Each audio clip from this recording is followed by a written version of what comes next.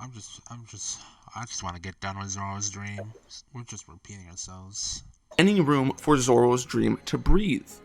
Luffy always has to get the credit for everything. Zoro isn't allowed to fight people that matter, only Luffy. Zoro isn't allowed to be at the forefront of news articles. Zoro isn't allowed. Did you say something? No, I'm just in pain. Seeing Pika with his giant club of a sword reminds me of a thing I heard in Star Wars. Something, something, something, something, lightsaber club. Well, we got a lightsaber fan in Star Wars Visions. Your umbrella. That's. I'm not gonna think too much about it. Lightsaber helicopters. Point being, that's more of a club than a sword Pika's using. On the end of it, so it's a sword. Yeah, it's got a sharp edge. You right. Just like How just you like have how Whitebeard's Bicento is a sword, even though it's called a Bicento. You right. Yeah, you right.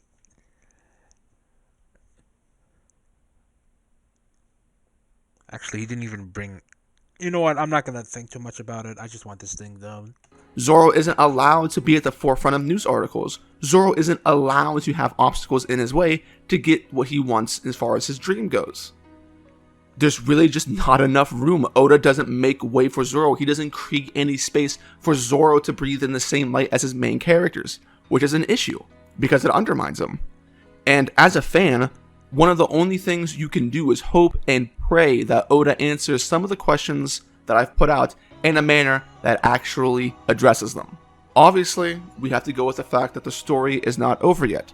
Technically, there is still time left for Zoro to put in work and to make his journey more believable. Maybe. And I'm sure plenty of Zoro fans who are listening right now are like banking on Wano to fix everything for them. That'll make it all disappear. It is possible that before the series is done, Zoro could defeat numerous high-level combatants, learn more about swords, Mihawk, and this, that, and the other. But would that solve the issue? No, no, no, no, no, no, I don't wanna, no, no, oh, no, no, no, huh?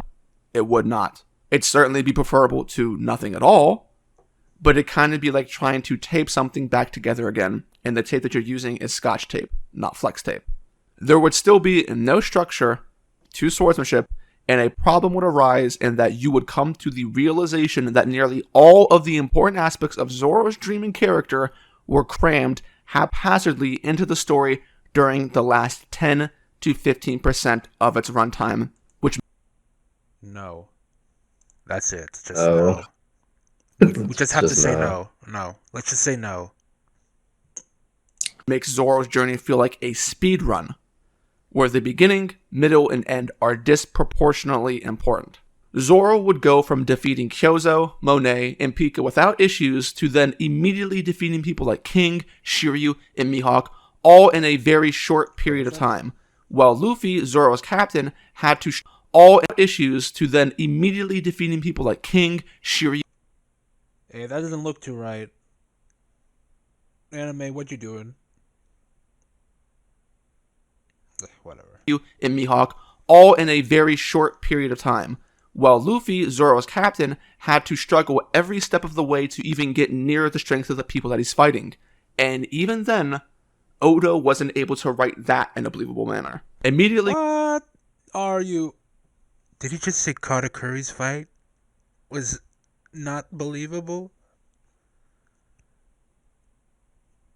Forget it. No, don't say anything. Going from a nobody to a god is kind of jarring, is it not? Any way you slice it, there is an inherently large and unsatisfying gap in the logical progression of Zoro's dream, and it's reflected in Zoro's character as well. If you go back in time to Baratie, when Mihawk was first introduced and subsequently beat Zoro, Zoro made a promise to Luffy that he would never lose again. From the point in time that Zoro made that promise, he has... I'll say that the least good thing about Zoro's progression is that post time skip he hasn't really been challenged a lot, but that's because he had a huge jump, during the time skip. Pre time skip, Zoro wasn't he wasn't losing to everybody. He wasn't a nobody. He just wasn't as strong as Mihawk, and we don't know how much closer Zoro has gotten to Mihawk or the other people he named, like Shuri or something.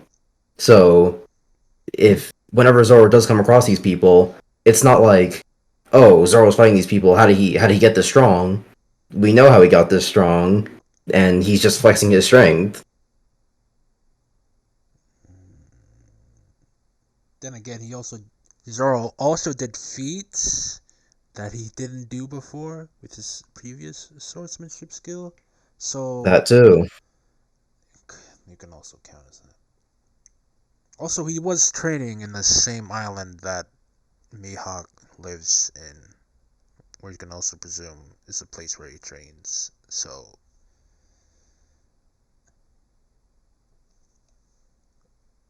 Has lost numerous times. Enel manhandled him, Lucci dispatched him, and Zoro was no match for Kuma and Thriller Bark. I'm not saying The that people Zoro he should did never lose and that beat. he should have won these. he didn't technically beat two of those people, considering Kuma, and then with He's saying that Lucci. those people. He's saying that those people beat Zoro. Yes. Promised to Luffy that he would never lose again. From the point in time that Zoro made that promise, he has lost numerous times. Enel manhandled him, Lucci dispatched him, and Zoro was no match for Kuma and Thriller Bark. I'm not saying that Zoro. Also, you forgot Mr. 3, but who cares? It's not like we had a good Zoro moment there with Mr. Free, but hey, who cares? If I'm dying in a cool pose. Yeah. Well, Does Jits take every line in One Piece literally? Zoro says he's never gonna lose again. Oh well, he lost these times, so yeah. also, wouldn't this also help his point on the quality of his swordsmanship when he loses? Showing Zoro that. said he's never gonna lose again, and he lost, so it's bad. But if he loses, it shows that there's a limit to his skills, which is good storytelling. But he said he's never gonna lose again, so He was facing a guy composed of lightning and a warlord. So, So shut up.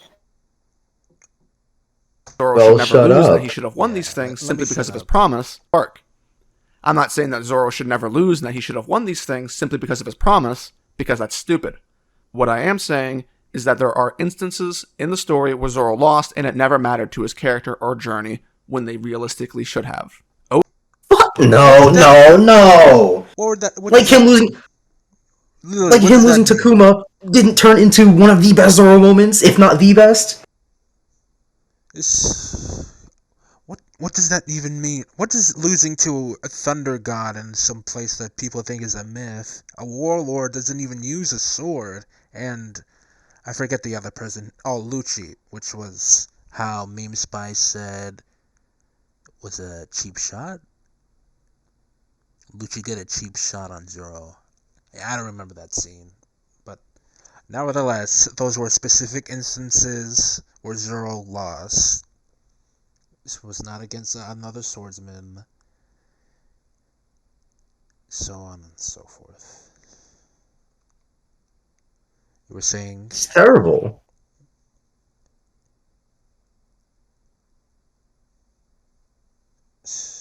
Yeah, so the nothing happened moment didn't matter? Yeah, it didn't matter. It wasn't like he almost died trying to save the entire island of Thriller Bark. Or It's not like that was the best Zoro moment. but hey, actually, Nope, I can't nothing really happened. pull out a reason for Drix's motives. He's all over the place. He's an idiot. His head cannon got too far into his head. That's what he means. And he can't distinguish between the story and his head cannon. He's lost, man. Oda has failed Zoro. And for as much as Oda loves Zoro, and boy, do we know he loves him some Zoro, you would think that these are things that he would have taken into consideration at any point in time. But he has. OurFlorida.com.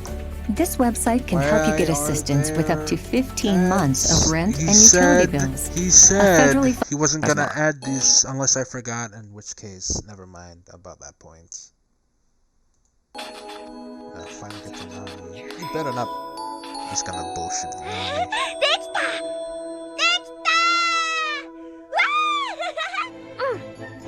私は私の航海術で世界中の海を旅す I る really don't want to watch this Nami part. It's gonna be something so stupid. 世界地図を作るんだ Oh, you know it. 初めて書いたこの島の地図は夢の一歩ね Oh, it's one of the shorter ones.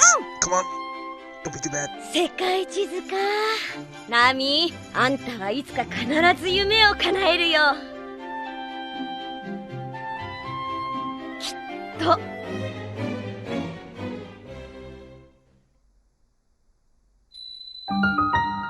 Alright, he said Meme Spice said he was wrong. It was the iron body. So it wasn't.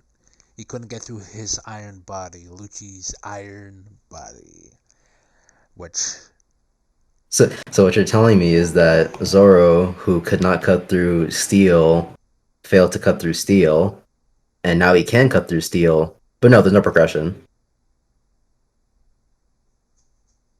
Dealt with Six Powers Master, which definitely would impeach a good bit on his swordsmanship. But let's not get into that. It's time for Nami, which is the second shortest, no, third shortest, right next to Chopper. What's up? Fourth short, whatever. He's gonna have a few things to say about Nami. Here is a question. When was the last time that Nami made any stride or progress towards her dream? Alright, that's enough. Stream over. Stream. There's no. What do we say here? There's nothing to say. Let's continue the previous video I was watching that during. This is bonkers. What type of?